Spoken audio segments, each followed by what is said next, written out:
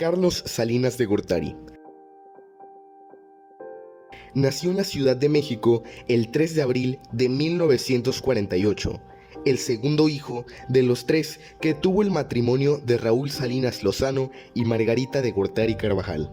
Después de estudiar en la Escuela Nacional Preparatoria, Carlos Salinas ingresó a la Facultad de Economía de la UNAM en 1966.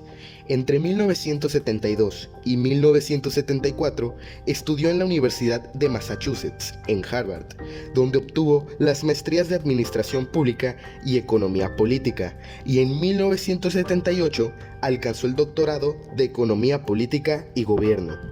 En 1971, Carlos Salinas ingresa a la Secretaría de Hacienda y Crédito Público, donde trabajó hasta 1981. Su amigo y profesor de la UNAM, Miguel de la Madrid, entra a la presidencia en 1982. De la Madrid puso a Carlos Salinas al frente de la Secretaría de Programación y Presupuesto. Entonces fue que se empezó a conformar en el gobierno el grupo de los tecnócratas, los cuales eran jóvenes economistas educados principalmente en el extranjero, partidarios de que el Estado disminuyera su tradicional papel rector en la economía. Se les llamaba tecnócratas, pues ellos presumían de su conocimiento técnico para manejar las variables económicas del país. Salinas era el más destacado de ellos. Miguel de la Madrid escoge como candidato para dejar en el poder a Carlos Salinas en 1987. En las elecciones de julio en 1988, el PRI por primera vez se enfrentó a dos candidatos de oposición fuertes, los cuales eran Cuauhtémoc Cárdenas, con una coalición de partidos de izquierda, y Manuel Cloutier, con el PAN. En los resultados preliminares del conteo favorecía a Cárdenas, pero tras una misteriosa caída del sistema, la tendencia se invirtió y terminó por darle el triunfo a Salinas.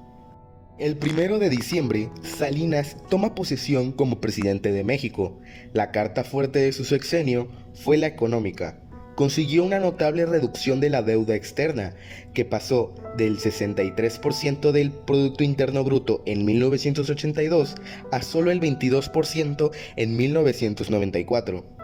También emprendió la privatización de la mayor parte de las más de 1000 empresas que poseía el gobierno, casi todas ellas altamente improductivas y que significaban una enorme carga económica para el país, con lo que liberó recursos que se destinaron a programas sociales y el pago de la deuda externa. Reformó la Constitución para que los ejidos pudieran convertirse en pequeñas propiedades. Esto representó la disminución del tradicional control que el Estado ejercía sobre los campesinos desde la década de 1930. Promulga la Ley Federal de Competencia Económica, con el objetivo de combatir prácticas monopolíticas que lesionaran la libre competencia. También reformó la Ley de Inversión Extranjera, con la cual se eliminaba la mayor parte de las restricciones a la inversión de capital extranjero. Pero su mayor triunfo fue la firma del Tratado de Libre Comercio de América del Norte, TLCAN, que entró en vigor el 1 de enero de 1994, con el cual se buscaba modernizar y fomentar la competitividad de la planta productiva nacional, así como incrementar los flujos de inversión extranjera aliándose con Estados Unidos y Canadá. El programa Solidaridad se convierte en el eje de la política social de Salinas. En él se invierten miles de millones de dólares para crear infraestructura, dar créditos y llevar servicios a comunidades rurales y marginadas. En el ámbito político, algo inusitado ocurrió durante el gobierno de Salinas. Por primera vez en Baja California, el cargo de gobernador lo ocupó un candidato opositor, pero la tolerancia priista no llegó más lejos en Guanajuato y Michoacán. El PRI se encargó de consumar nuevos fraudes y manipular las elecciones. Al inicio de 1994 se levantó en armas el Ejército Zapatista de Liberación Nacional en el estado de Chiapas.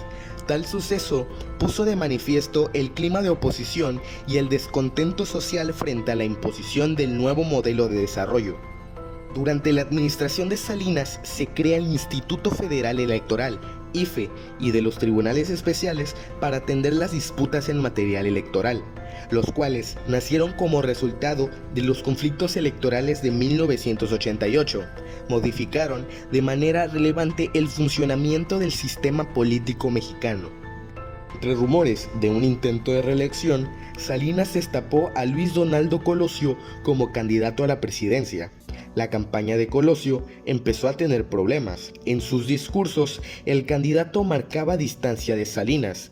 Se habló de un posible reemplazo de Colosio si la intención del candidato era llevar a cabo una profunda reforma política como algunos creen.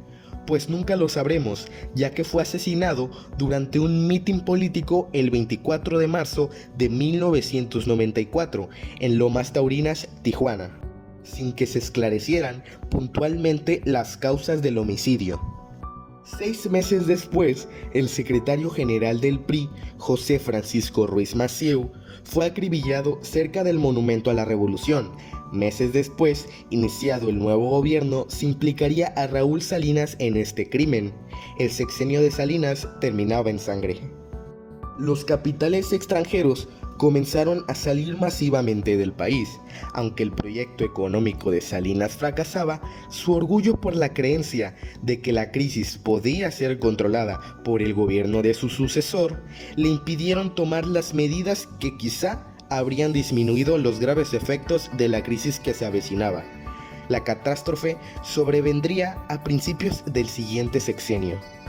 Las reformas económicas de Salinas en la superficie buscaban estabilizar el país, llevarlo a la modernización, al precio de aumentar la población en condición de pobreza, la caída nuevamente del peso, una fuerte devaluación y el quiebre de la economía del país.